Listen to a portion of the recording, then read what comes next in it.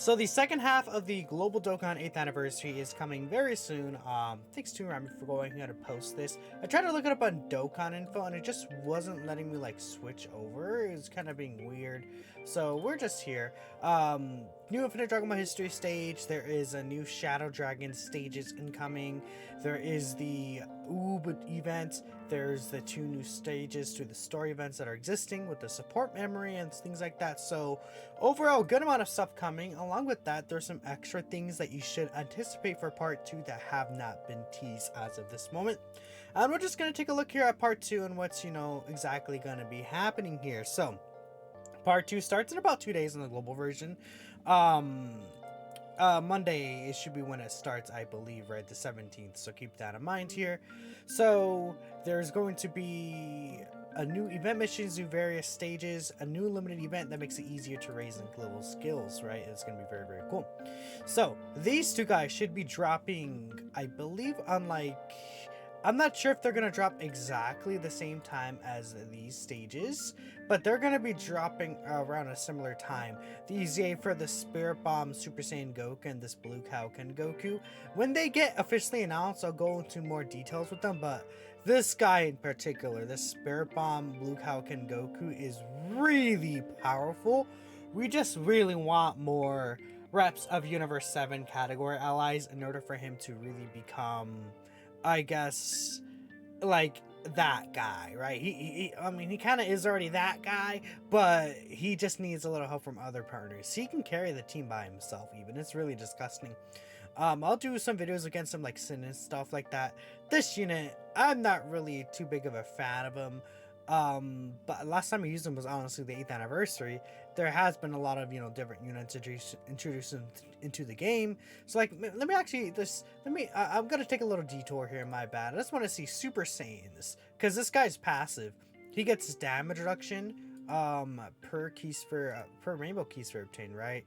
And he gets extra stats per Super Saiyan category ally unit on the rotation, which I feel like that does make quite a difference here. So like, has Super Saiyans gotten really any better? We got this Vegeta, and then do we get any EZAs? Dokkan Fest God Goku technically counts on the Super Saiyan category, huh? But I'm not seeing any other unit like popping out here that I'm like, oh yeah, this unit. I mean, Gohan and Goten, actually, their EZ is really good. We'll see. I'll try to make a Super Saiyan.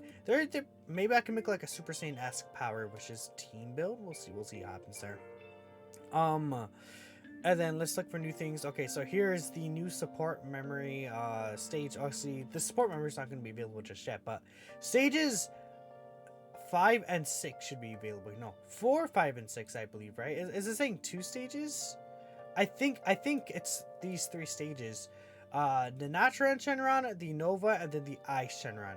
And then during the final portion is when Sin Shenron came out, if I'm remembering correctly. Let me actually double check that. Alright, I just double checked, and yes, so Natron, Nova, and then Ice, all of them come out at the same time. Natron isn't really, again, that difficult boss. These guys actually do hit pretty hard, and I guess this is a good thing I could bring up the event itself for. But if you take a look at Nova and Ice, they actually do hit pretty hard. I think that they're gonna potentially shock a lot of people with how they're going to be looking like. Again, Natron's not an issue. I mean, he locks in the first turn and then he could lower your attack, right? Chance to seal, right? It's like, it could be annoying for sure, but I didn't really find them to be too drastically difficult because, again, you want to run full EGO.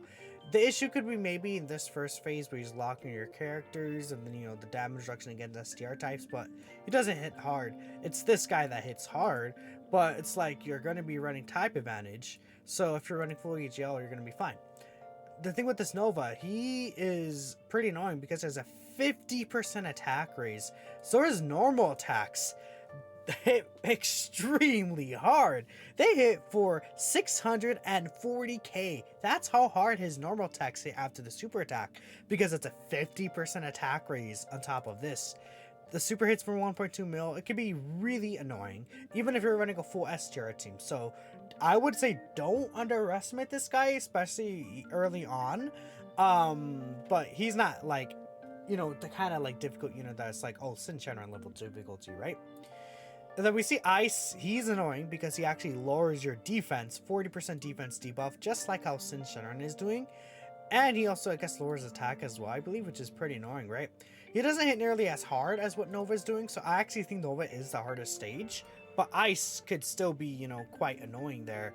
Probably 8th anniversary units clear this guy pretty easily. Cooler's team, I think, clears this guy pretty easily too. Yeah, another thing. Keep in mind, with Cooler's team, this guy could be attack debuffed, right? So, gotta keep that in mind, right? Could Ice be attack debuffed? So like, yeah, Ice can't be attack debuffed. This unit could be attack debuffed, which once people found that out and you're on the Cooler team, you had a very easy time, especially, you know, Golden Frieza doesn't really run out of his passive, like LR Golden Frieza. It's like he just won't run out of his passive there. So that's the thing. So these new stages are being added here. And if you take a look here, we know that, is this the, yeah, that's the second one. We know that Babidi is going to actually finally awaken into his LR state. Now, LR Babidi, obviously pre-ZA, is like, whatever. Post-ZA is where he really matters.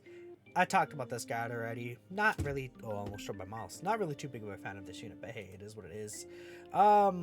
We have the new Hercule that's coming out here.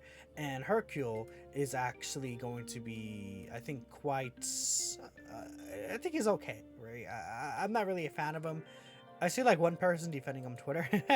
He does have the revive, and at least like, you know, if the revive could proc or not, but I think this it's a little too restrictive even for a free-to-play unit. I don't think his EZA is going to be out. Yeah, like his TUR is going to be out and not his EZA yet. And then the support memory, I don't think the full support memories for these two are going to be out just yet, if I'm not mistaken. But they may, actually no, they might be able to be completed, right? Don't quote me on that. For me, it's been quite a while since the 8th anniversary, but yeah, it should more or less be like getting at least close to completing them.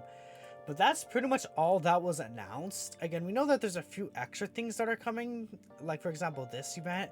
I don't even know if this event was actually announced in the news ahead of time, but this is a link level event. You could do it 3 times every week, like it's here for each 7 days. You do 3 attempts, and the link level rate is really good. So I think you definitely want to get that, and you get a free link level key guaranteed run by doing this. So please, I'm like on my knees. You guys have to do this event. Like, please. Oh my god, that event is so good. Giving link levels at an easier rate, and then you get a free link level run. Like, come on, you have to do that. I mean, from there, Infinite Dragon Ball history, not really anything too impressive there. And then after that, this stuff is not going to be coming out to global for a while, and it's the Carnival at large plus the Rainbow Ticket banners. These do come in part 2, but they're going to be still a couple of days, if not a week away. So don't anticipate to see these guys in like a day to download, like tomorrow night or something. It's really going to be everything else that's going to be in the data download here. And yeah, honestly, thinking about it, these two will be in the data download tomorrow night. So we'll just take one final look at them, and let me just at least just like look at them real quick. This guy, I didn't really talk. I kind of talked about them a little bit, but I didn't really go in depth. I mean, this unit, I think he's a good orb changer, right? For sure, he could be helpful on a lot of different situations, especially for super battled kind of situations. I just think that the Super Saiyan's restriction, maybe they could have updated that somehow. Yeah, I don't know. I'm just like, what, like, power wishes. They could have added power wishes. Like, what if it was Super Saiyans or power wishes category ally attacking in the same turn? I think that would have helped a lot. Or maybe if you got extra damage reduction per Rainbow Key Sphere if there's a power wishes category rotation, right? Like, what if you got an additional, like, even like an additional 3%, additional 5% reduction? Like, 3% probably would be good, because like you can grab 4 Rainbow Key Spheres with this guy, 40% reduction. I mean, honestly, like, if they wanted to go crazy, they could have been like, oh, okay, here's another 7% reduction if there's a full power of, you know, wishes rotation, and then this guy grabs like 3 key spheres, and then he's at like, what, I think that's 42% reduction just with 3 key spheres. That would be quite strong for this guy as a floating unit. I would have liked that a lot. The good thing is that they did give him a defense raise on super attack and his 18 key. Before he didn't have that, so now it's really good that he does have that. I'm not sure if I have to really talk about this guy much. I mean, we all know how good he is. Like, if you have a Universe Survival Saga unit, he has the guard, he nukes, he just destroys everything. Most important thing is Reps Universe 7, which again right now is pretty weak. Global actually has the physical MVP 17. JP didn't have him on release, but it's not really that, like, you know, that big of a difference. He's helpful for sure. This unit sucks, unfortunately. If this unit was like good, things would be so different for Esther, Blue Falcon, Goku if this guy was good. But alright, whatever, I'm done talking about it. This is Global Part 2 of the 8th anniversary, upcoming very shortly. Let me know what y'all think, and I'll catch you next time. Peace out.